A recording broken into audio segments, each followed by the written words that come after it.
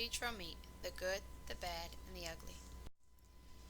In vitro meat is the meat that is made in a laboratory vessel or other controlled experimental environment rather than within a living organism or natural settings.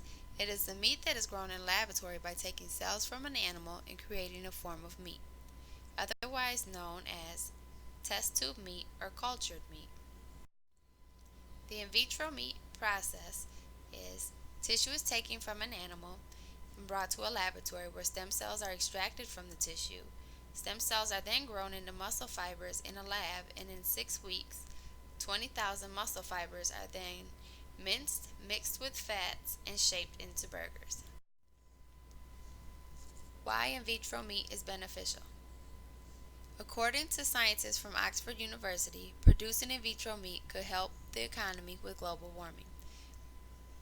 Ways to help fight global warming. Livestock is responsible for generating one of the largest sources of carbon dioxide and the single largest source of both methane and nitrous oxide. These both play major parts in global warming.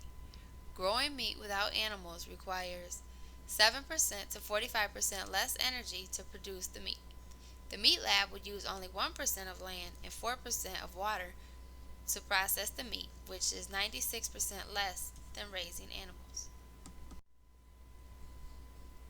Why in vitro meat is beneficial in other ways is it's healthier for us. In vitro meat would be grown in a sterile condition, which would eliminate the potential of Salmonella and E. coli and any other parasites.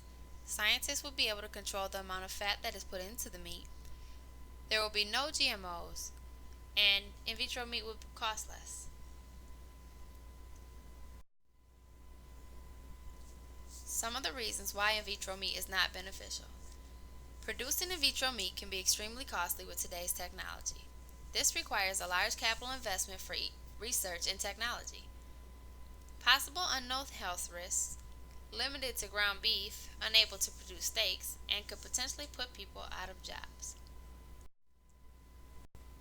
This is my presentation, and these are some of the sources I cited for in vitro meat.